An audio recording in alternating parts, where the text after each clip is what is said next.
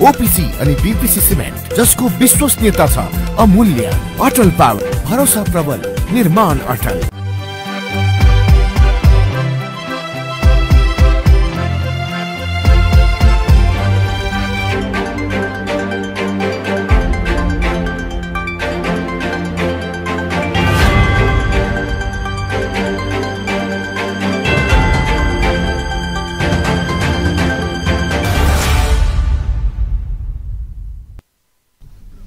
नमस्कार, राज्य खबरमा स्वागत छ। म सुजिता श्रेष्ठ। सुरुमा राज्य खबरका हेडलाइनहरू। थप भएको बजेट र रकमान्तर गरी लुम्बिनी प्रदेश सरकारले 100% बजेट कार्यान्वयन गर्यो। भूमि व्यवस्था कृषि मन्त्रालयले भने ठूलो हिस्सा बजेट खर्च गर्न सकेन। आफ्नो घरको माया सबैलाई हुन्छ, तर अपमान सहेर नबस्ने माधव नेपालको चेतावनी। अदालतको फैसला अनुसार प्रधानमन्त्रीमा देउवालाई विश्वासको मत दिएको भनाई। भाडा समायोजन र कोरोना विरुद्धको खोपको माग गर्दै यातायात व्यवसायी सवारी साधनसहित सडकमा। व्यवसायीको विरोध प्रदर्शनले अस्तव्यस्त बन्यो काठमाडौँको सडक। माग पूरा गराउन बेलायतमा गोर्खाहरूको रिले अनसन। सरकारले व्यवस्था गरे 13 दिनपछि भोक हडताल गर्ने चेतावनी। र विश्व खेलकुदको सबैभन्दा ठूलो प्रतियोगिता ओलम्पिक भोलिदेखि जापानमा। 205 देशका 11,000 बढी खेलाडीले प्रतिस्पर्धा गर्ने।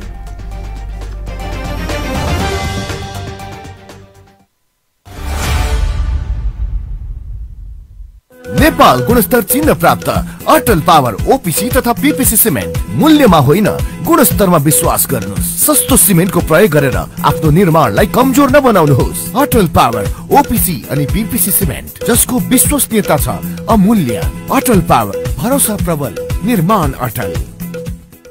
अब ढुक्क हुनुहोस्। धेरै समयदेखि प्रतीक्षा गरिएको विश्व प्रसिद्ध ढलान प्रविधि अब रूपन्देहीमा स्थापित भएको छ। न मिस्त्रीको समस्या, न सिमेन्ट गिट्टी बालुवा खोज्ने र राख्ने ठाउँको समस्या, न त चुहिने भत्किने, न फिनिसिङकै समस्या। दिनभरि लाग्ने काम 2 घण्टामा तमाम। गुणस्तरीय ओपीसी सिमेन्ट, धोएको गिट्टी बालुवाबाट रेडीमिक्स कंक्रिट तयार गरी घर, पुल, बाटो तथा अन्य संरचना तयार गरी वर्षौंसम्म ढुक्क हुनुहोस्।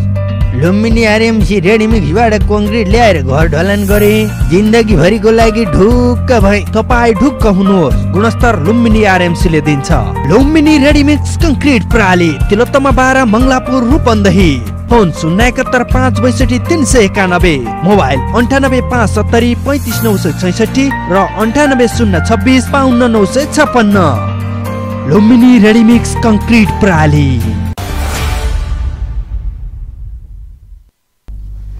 अब खबर विस्तारमा।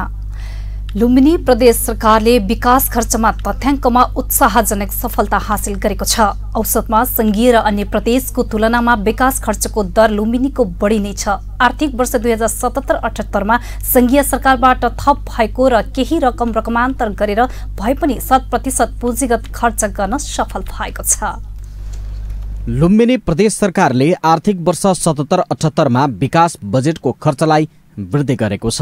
प्रदेश सरकारको सुरुवाती वर्ष अर्थात् आर्थिक वर्ष 74-75 मा 18% मात्र बजेट खर्च गरेको प्रदेश सरकारले प्रत्येक वर्ष खर्चको अनुपातलाई बढाउँदै लगेको छ।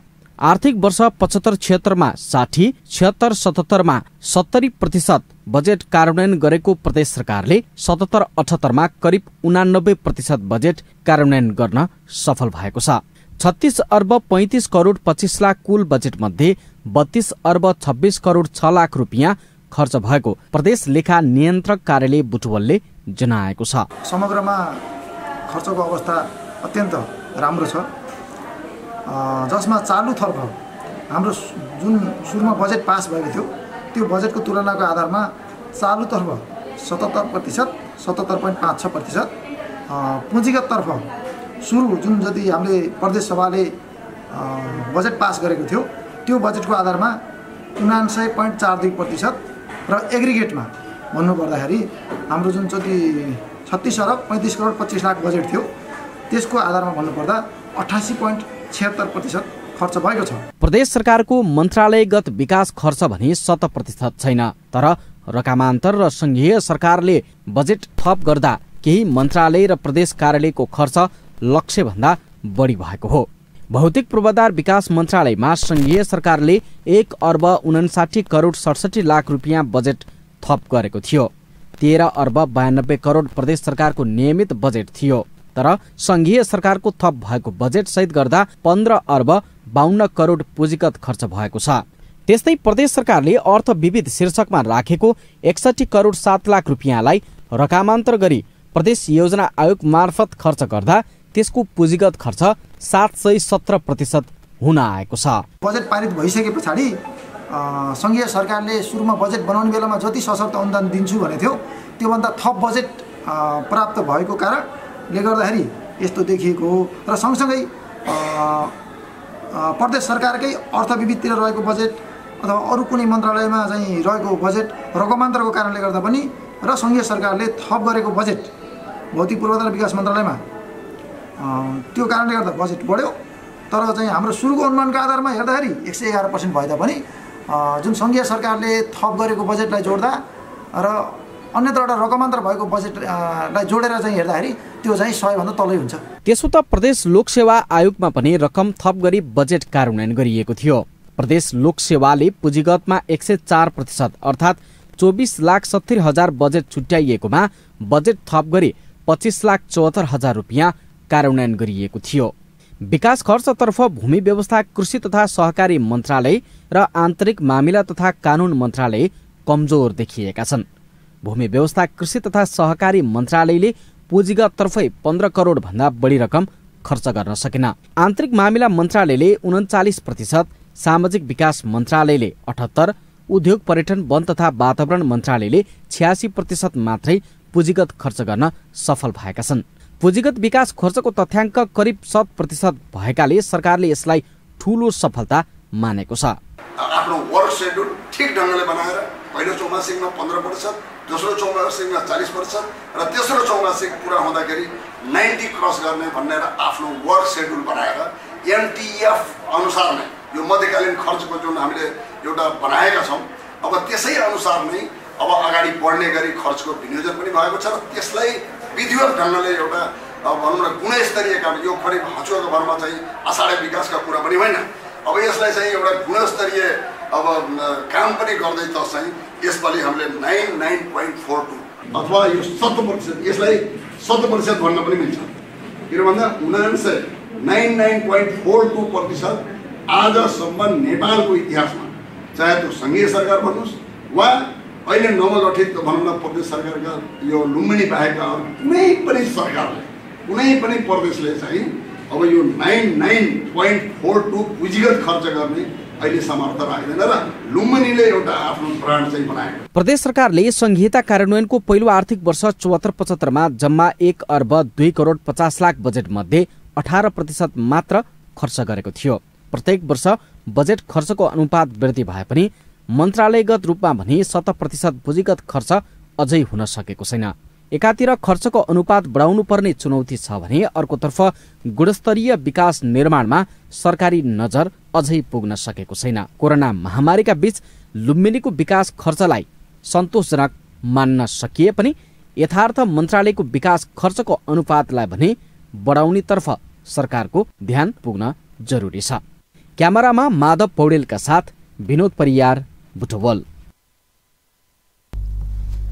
नेकपा एमालेका वरिष्ठ नेता माधव कुमार नेपालले अपमान सहेर नबस्ने चेतावनी दिनुभएको छ।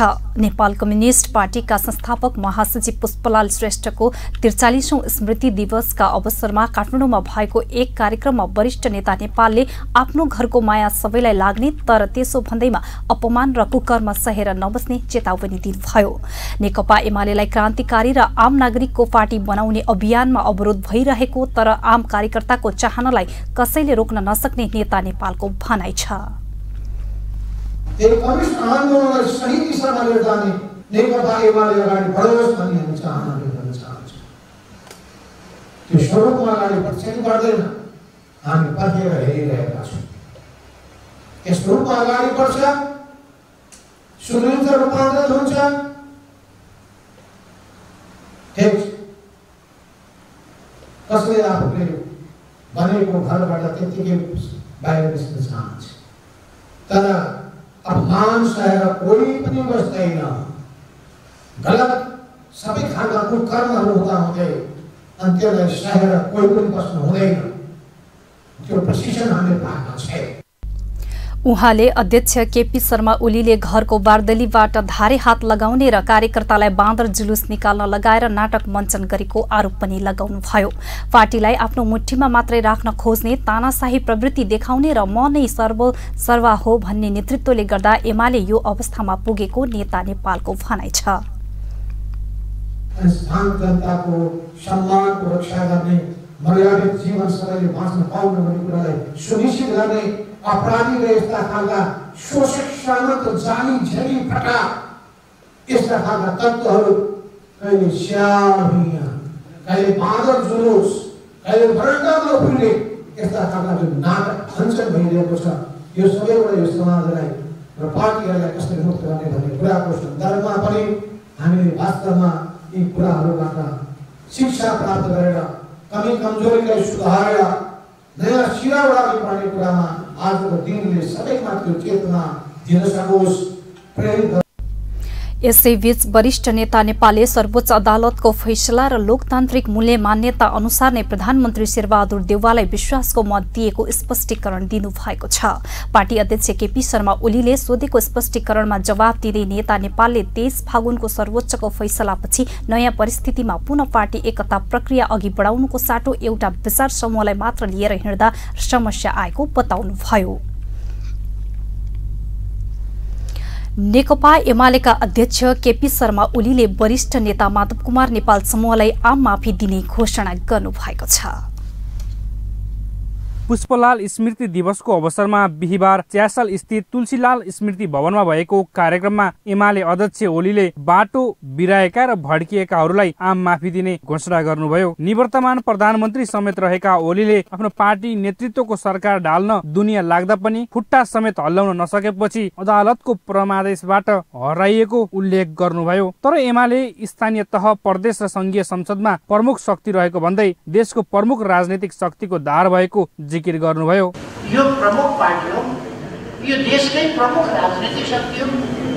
प्रमुख राजनीतिक शक्ति मात्रै होइन, यो आन्दोलन लोकतान्त्रिक आन्दोलनकै प्रमुख राजनीतिक शक्ति हो, प्रमुख राजनीतिक धार हो, मार्गदर्शक हो, नेता पार्टी हो। यो जनतालाई प्रशिक्षित गर्ने गुरु पार्टी हो। त्यसकारण यसले जहिले पनि सही विचार दिन्छ, अग्रगामी विचार दिन्छ, नयाँ विचार दिन्छ, विकास कसरी गर्ने देशको नयाँ विचार दिन्छ। अब कति सुन्दै नसुनेका कुरा पर्छन् अनि छक्क पर्छ। सुन्दै नसुनेका कुरा भएपछि सजिलो के छ भने सुन्दै नसुनेका कुरा भएपछि यसलाई उखान-तुक्का भन्ने हुन्छ।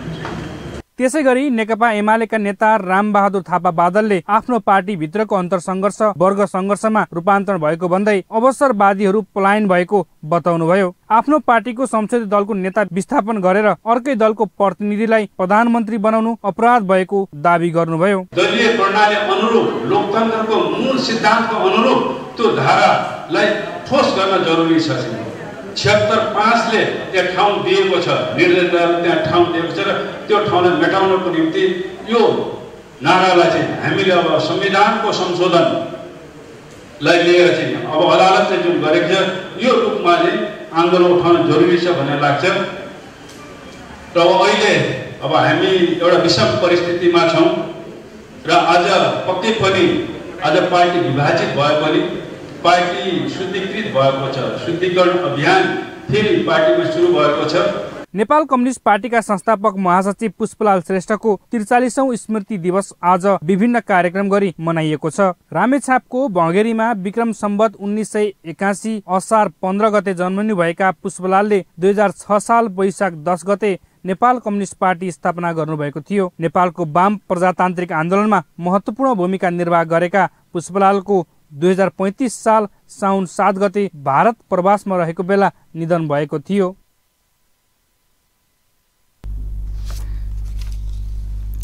तपाईं अहिले राज्य खबर हेर्दै हुनुहुन्छ। पालो भएको छ विश्रामको। विश्रामपछि हामीसँग रहनेछन् भाडा समायोजन र कोरोना विरुद्धको खोपको माग गर्दै यातायात व्यवसायी सवारी साधनसहित सडकमा। व्यवसायीको विरोध प्रदर्शनले अस्तव्यस्त बन्यो काठमाडौँको सडक। माग पूरा गराउन बेलायतमा गोर्खाहरूको रिले अनसन। सरकारले व्यवस्था गरे 13 दिनपछि भोक हडताल गर्ने चेतावनी।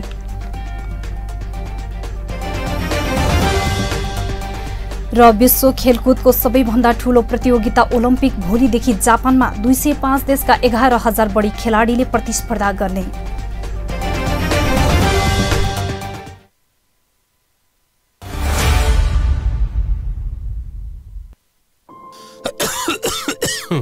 खोक्न फेरि सुरु भयो है। चुरोट छोड्नु भनेको मान्नुहुन्न? खासै खोकी छैन। थाहा छ, चुरोट खैनी जस्ता सुर्तीजन्य पदार्थ सेवन गर्नेहरूलाई कोरोना संक्रमण भएमा गम्भीर लक्षण देखिने र जटिलता समेत हुन्छ। थाहा छ, तिमीले पनि अनेक कुरा थाहा पाउँछौ। हो त, सुर्तीजन्य पदार्थले फोक्सोमा पहिले नै क्षति पुगिसकेको हुन्छ, अनि कोरोना संक्रमण भयो भने झन क्षति पुर्याउँछ। अनि अरू? फेरि चुरोट सुर्ती हुक्का खाँदा हातका औँलाले ओठ मुख र नाकमा छुने, अझ एक अर्का बीच साटासाट गरी खानेहरूमा त कोरोना सर्ने जोखिम झन बढी हुन्छ। हो र, नयाँ तर निकै महत्त्वपूर्ण कुरा भन्यौ तिमीले। अबदेखि म कुनै पनि किसिमको सुर्तीजन्य पदार्थ खाँदै खान्न। सुर्तीजन्य पदार्थको सेवन गर्नेहरूमा कोभिड-19 को संक्रमणको गम्भीर लक्षणदेखि जटिलता समेत हुन्छ। त्यसैले सुर्तीजन्य पदार्थ कहिल्यै सेवन नगरौं। कोभिड-19 बाट बचौं र बचाऊ। विश्रामपछि पुनः स्वागत छ। अब बाँकी खबर। भाडा वृद्धि सहितका 7 बुँदे माग राखेर यातायात व्यवसायीहरूले काठमाडौँको चक्रपथमा सवारी सहितको र्याली निकाले र विरोध प्रदर्शन गरेका छन्। मध्यम र छोटो दूरीका गाडीको भाडा बढाउनु पर्ने, कोभिड खोपको व्यवस्था गर्नुपर्ने, 20 वर्ष अवधि पुगेका सवारी साधनको अवधि थप गर्नुपर्ने, नवीकरण र जरिवाना छुट गर्नुपर्ने लगायत माग राखेका व्यवसायी सवारी साधन सहित आन्दोलनमा उत्रिएका हुन्। काठमाडौँको चक्रपथका विभिन्न ठाउँमा जम्मा भएर उनीहरूले संघीय सरकारले लामो दूरीको गाडीको भाडा बढाएकाले छोटो र मध्यम दूरीका गाडीमा पनि भाडा बढाउन माग नेपाल यातायात व्यवसायी राष्ट्रिय महासंघका महासचिव सरोज सिटौलाले संघीय सरकारले भाडा समायोजन गरेकै आधारमा प्रदेश र पालिकाले पनि समायोजन गर्नुपर्नेमा जोड दिनुभयो। यातायात व्यवस्था विभागले गएको असार 30 गते 2 वा 2 भन्दा बढी प्रदेशमा चल्ने यात्रुवाहक सवारी साधनमा 28%, तराईमा चल्ने सवारी साधनमा 20% र पहाडमा चल्ने मालवाहक सवारी साधनमा 26% सम्म भाडा बढाएको थियो। गाडी सहित निकालेको र्यालीले काठमाडौँ उपत्यकाको ट्राफिक व्यवस्थापन अस्तव्यस्त भएको छ। यात्रु र बिरामी समेत मर्कामा परेका छन्। भाडा समायोजनदेखि लिएर यातायातमा चाहिँ अब चाहिँ मूल्य वृद्धि हुँदाखेरि पनि हरेक अब आउने सरकारहरूलाई हामीले पटक चाहिँ नि हामीले हाम्रो यातायात महासंघले चाहिँ भाडाको चाहिँ भाडा सम्बन्धीदेखि लिएर यावत कुराहरूमा चाहिँ हाम्रो यातायात व्यवसायीहरूको मर्कालाई अब पटक चाहिँ हामीले चाहिँ सरकारलाई चाहिँ ज्ञापन पत्र बुझाउँदाखेरि पनि सरकारले चाहिँ हाम्रो चाहिँ मागलाई सुनवाई नगरेको र हाम्रो भनाइलाई सुनवाई नगरेको कारणले अहिले अब बाध्य भएर चाहिँ हामीले चाहिँ यो अब लकडाउनको महामारीमा पनि हामीले चाहिँ यातायात व्यवसायको हकित र यातायात व्यवसायको संरक्षणको निम्ति हामीले यो आन्दोलन गर्नु परेको हो। र यो पहिलो चरणको आन्दोलनमा हामीले चाहिँ यी 7 बुँदे चाहिँ मागपत्र अब चाहिँ सबै अब चाहिँ सरकारको निकाय प्रधानमन्त्रीदेखि लिएर तपाईको चाहिँ यातायात मन्त्रीदेखि लिएर विभागदेखि लिएर हरेक ब्याङ्किङ एसोसिएसन र राष्ट्र ब्याङ्कमा पनि हामीले पटक चाहिँ हाम्रो चाहिँ व्यवसायीहरूको पीडा व्यवसायीहरूको माग हामीले चाहिँ पटक राख्दाखेरि सुनवाई नगरेको कारणले सडकमै हामीले चाहिँ अब अहिले चाहिँ यातायातको यो 10औं खरब अब चाहिँ लगानी बचाउनको निम्ति चाहिँ हामीले चाहिँ यो पहिलो चरणको आन्दोलनमा आजसम्म आउँदाखेरि हामीले चाहिँ सडक अब चाहिँ यो रिङ रोड परिक्रमा गरेर हाम्रा गाडीहरू चाहिँ नि अब खाली बुढाएर चाहिँ सरकारको चाहिँ नि आँखा र नसुनेको कान खोल्नको निम्ति हामीले चाहिँ यो विक्रम सम्वत 2065 मा पेट्रोलियम पदार्थ सवारी साधन र त्यसको पाट पूर्जाका आधारमा सार्वजनिक सवारी साधनको भाडा निर्धारण सहित मापदण्ड तय गरिएको थियो। त्यो मापदण्ड अनुसार पेट्रोलियम पदार्थको मूल्यलाई 35% र पाट पूर्जालाई 65% आधार बनाइएको थियो।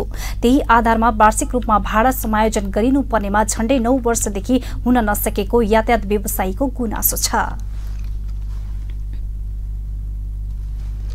स्वास्थ्य तथा जनसङ्ख्या मन्त्रालयले निषेधाज्ञा खुकुलो भएपछि एक हप्ता यता कोरोना संक्रमण दर फेरि बढेको बताएको छ। मन्त्रालयले विज्ञप्ति जारी गरी अब चुनौतीपूर्ण तेस्रो लहर सुरु हुन सक्ने भन्दै स्वास्थ्य संस्थाहरूलाई तयारी अवस्थामा रहन पनि भनेको छ। निषेधाज्ञा खुकुलो भएपछि लुकीछिपी वा खुल्लमखुल्ला जनस्वास्थ्यको मापदण्ड उल्लङ्घन भइरहेको भन्दै मन्त्रालयले यो अवधिमा कोरोना संक्रमण जति घट्नुपर्ने हो त्यति घट्न नसकेको उल्लेख गरेको छ। अहिले पनि 10 जिल्लामा 500 भन्दा बढी र 26 जिल्लामा 200 भन्दा बढी सक्रिय संक्रमित रहेको भन्दै स्वास्थ्य मन्त्रालयले संक्रमणको जोखिम अझै बढिरहेको बताएको छ। मन्त्रालयका सहायक प्रवक्ता डाक्टर समीर कुमार अधिकारीका अनुसार खोप केन्द्रहरूमा हुने भिडले पनि संक्रमणको जोखिम बढाएको छ। त्यसैले मन्त्रालयले खोप लगाउन जाँदा आफ्नो पालोमा लगाउन र जनस्वास्थ्यको मापदण्ड अपनाउन आग्रह गरेको छ। संक्रमणको बढ्दो अवस्थाले चुनौतीपूर्ण तेस्रो लहर आउन सक्नेतर्फ मध्यनजर गर्दै सबै स्वास्थ्य संस्थाहरूको अक्सिजन शैय्या लगायतका पूर्वाधारहरू तथा सेवाहरू चुस्त दुरुस्त राख्न मन्त्रालयले अनुरोध गरेको छ। राष्ट्रिय सभाका सांसद रामनारायण बिडारीले विपक्षी नेकपा एमाले कोरोना फैलाउन लागेको आरोप लगाएका छन्। आज राष्ट्रिय सभाको बैठकमा बोल्दै उहाँले सडक प्रदर्शन मार्फत एमाले कोरोना फैलाउन खोजेको आरोप लगाएका हुन्। अहिले पनि बाँदरे जुलुस विभिन्न जुलुस गर्दै कोरोनाको रोपाइँ गर्दैछ, उसलाई मज्जा छ उहाँले भन्नुभयो। सरकार विरुद्ध केही दिन यता नेकपा एमालेको युवा संगठनले सडक प्रदर्शनलाई तीव्र पारेका छन्। त्यसतर्फ लक्षित गर्दै सांसद बिडारीले यसले कोरोना फैलाउने टिप्पणी गर्नुभयो। संसारका यो अदालतको अहिलेको अदालतको व्याख्या संसारलाई नमुना लायक छ। हामी अमेरिकाको संविधान, हामी बेलायतको संविधान, हामी भारतको संविधान, हामी पाकिस्तानको संविधानको नजिरहरू यहाँ पढ्दै थियौँ। अब बेलायतले नेपालको नजिर पढ्दैछ। अब संसदीय प्रणालीमा यो नजिरहरूको चाहिँ व्याख्या हुन्छ र त्यसलाई साभार गरिन्छ। विश्वका अरू देशले यसलाई नमुना बनाउँदछ। कोरोना खेती गर्दैछ, निवर्तमान सरकार कोरोना खेती गर्यो। अहिले पनि बादरे जुलुस गर्दै विभिन्न जुलुस गर्दै कोरोनाको रोपाई गर्दैछ। उनलाई मजा छ। एक गरिब मर्यो भने रुगा खोकियो औषधि गर्न पर्दैन, सुई लाउनु पर्दैन, खोप टोप चाहिँदैन भनेर भाषण गर्ने। कोरोना चाहिँ रोपाई गरिदिरहने। कहिले रत्न पार्कमा रोपाई गरेको छ, कहिले माइती घर मण्डलामा रोपाई गरेको छ, कहिले चाहिँ शीतल निवासदेखि चाहिँ के अरे प्रधानमन्त्री निवासमा, कहिले प्रधानमन्त्री निवासदेखि चाहिँ बालकोटसम्म र्याली गरेको छ। यो कोरोनाको रोपाई यसरी। बैठकमा राष्ट्रिय सभाका सांसद कोमल ओलीले 2/3 नजिकको सरकार आफ्नै आन्तरिक द्वन्द्वले सरकार टिक्न नसकेको बताउनुभयो। उहाँले न्यायालय बढी सक्रिय भएको भन्दै यसले दीर्घकालीन समस्या हुने जिकिर गर्नुभयो। न्यायालय बढी सक्रिय भयो भने हाम्रा अधिकारहरूमाथि अचानो लाग्न सक्छ, अचानोमा हाम्रा अधिकार पर्न सक्छन्। कुनै पनि प्रकारको एक्सिडेन्ट हुन सक्छ। सम्मान्य अध्यक्ष महोदय, चेक एन्ड ब्यालेन्स नहुन सक्छ। कसैलाई धेरै शक्ति प्राप्त हुन सक्छ, कसैलाई नहुन सक्छ। यसलाई रोक्नु पनि हाम्रो कर्तव्य हो। अब चाहे हाम्रो व्यवहारको कारणले होस्, चाहे न्यायिक सक्रियताले होस्, हामी स्थायित्वको सडकभन्दा बाहिर चिप्लदैछौँ। अब सरकार स्थायित्वको पक्षमा हिँड्न सक्दैन। अदालतको निर्णयबाट सत्ता प्राप्त गर्नेहरू खुसी भएको अवस्था होला। हामी यो पनि हेक्का राखौँ कि अदालत बढी बोल्यो भन्ने प्रश्न पनि समाजमा उठिरहेको छ। व्यवस्थापिका कमजोर हुन सक्छ भन्ने पनि उत्तिकै छ। यो कुरालाई पनि हामीले मनन गर्नुपर्छ र आफ्ना समस्या आफैले समाधान गर्नेतर्फ पनि जोड दिनुपर्छ। सबै कुरा अदालतले निर्णय गर्ने हो भने। बैठकमा राष्ट्रिय सभाका सांसद खिमलाल भट्टराई, भैरव सुन्दर श्रेष्ठ, डाक्टर विमल राई पौडेल, जग प्रसाद शर्मा, देवेन्द्र दाहाल, रमेश चन्द्र रायमाझी, उदय शर्मा पौडेल, ढगेन्द्र प्रसाद पुरी, चक्र प्रसाद स्नेही लगायतले भनाइराख्नु भएको थियो। तपाईँ अहिले राज्य खबर हेर्दै हुनुहुन्छ। एकैछिन विश्राम।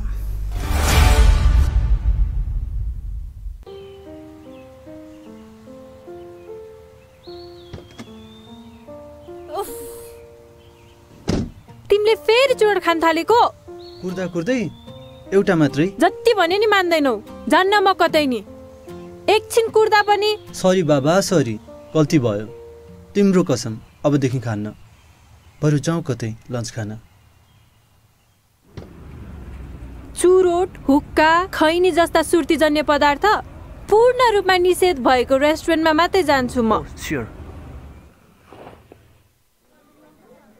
मलाई पनि थाहा छ चुरोट खैनी जस्तो सुर्तीजन्य पदार्थले मलाई, तिमीलाई र भविष्यमा हामीबाट जन्मने बच्चालाई समेत असर गर्न सक्छ। धूम्रपान तथा सुर्तीजन्य पदार्थको सेवन कहिल्यै नगरौं। आफ्नो स्वास्थ्यप्रति आफै सजग र जिम्मेवार बनौ।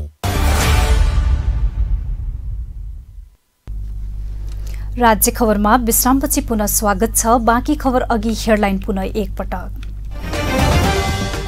थप भएको बजेट र रकमान्तर गरी लुम्बिनी प्रदेश सरकारले 100% बजेट कार्यान्वयन गर्यो। भूमि व्यवस्था कृषि मन्त्रालयले भने ठूलो हिस्सा बजेट खर्च गर्न सकेन।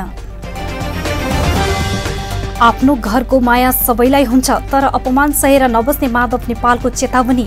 अदालतको फैसला अनुसार प्रधानमन्त्रीमा देउवालाई विश्वासको मत दिएको भनाई। भाडा समायोजन र कोरोना विरुद्धको खोपको माग गर्दै यातायात व्यवसायी सवारी साधनसहित सडकमा। व्यवसायीको विरोध प्रदर्शनले अस्तव्यस्त बन्यो काठमाडौँको सडक। माग पूरा गराउन बेलायतमा गोर्खाहरूको रिले अनसन। सरकारले व्यवस्था गरे 13 दिनपछि भोक हडताल गर्ने चेतावनी।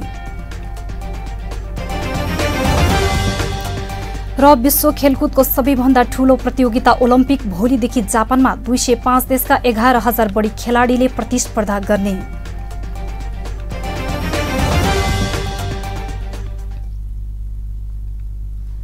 अब बाँकी खबर।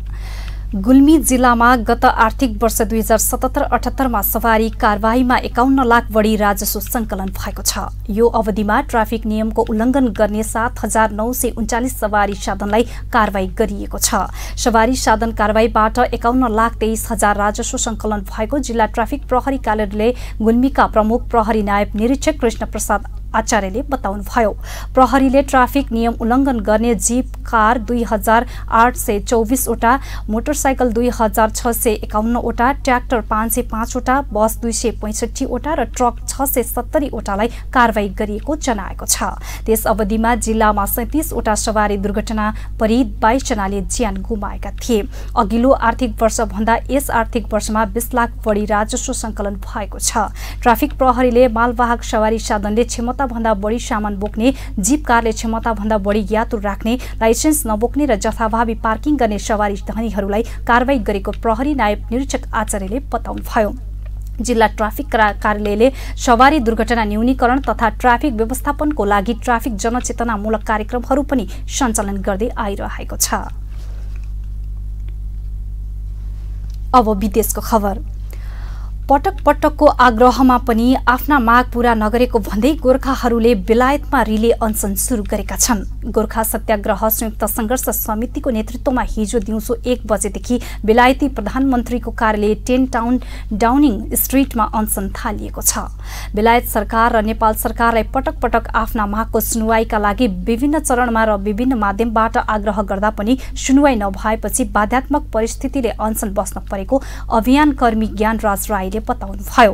13 दिनसम्म लगातार अनसन बस्ने र हरेक दिन एक जना अनसन बस्ने योजना रहेको राईले बताउनुभयो। सत्याग्रह समितिका प्रमुख कृष्ण बहादुर राईका अनुसार यो 13 दिनभित्र बेलायती सरकारले वार्ताका लागि कुनै पहल गरेन भने त्यसपछि भोक हडतालमा बस्ने योजना रहेको बताउनुभयो।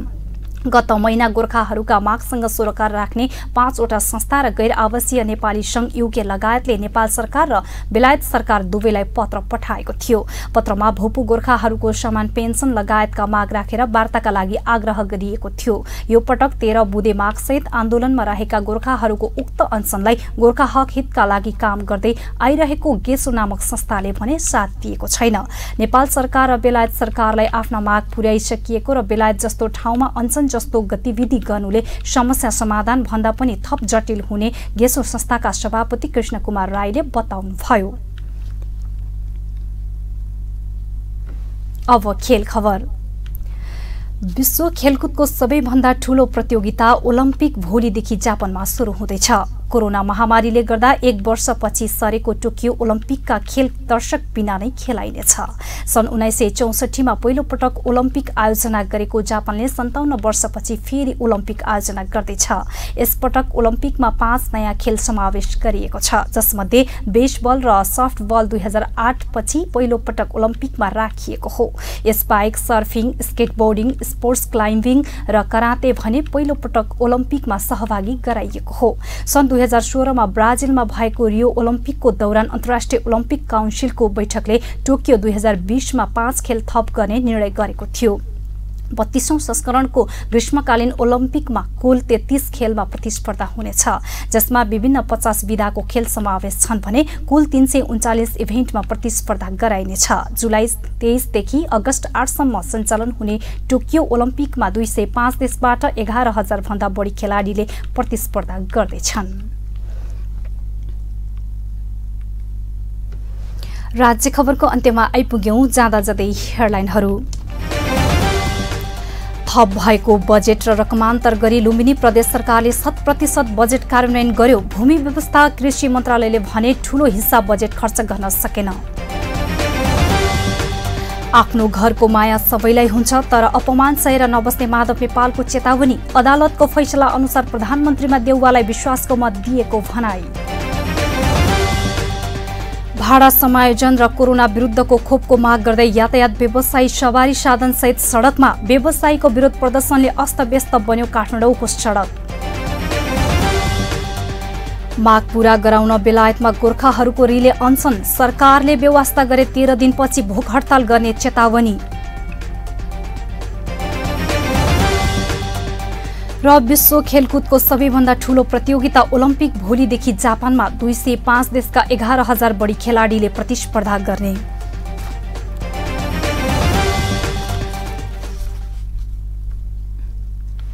हवस् त, राज्य खबर अहिलेलाई यही सकिन्छ। अर्को खबर बुलेटिनमा उपस्थित हुनेछौं। सूचना, समाचार र मनोरञ्जनका लागि हेर्दै गर्नुहोला राज्य टेलिभिजन। नमस्कार।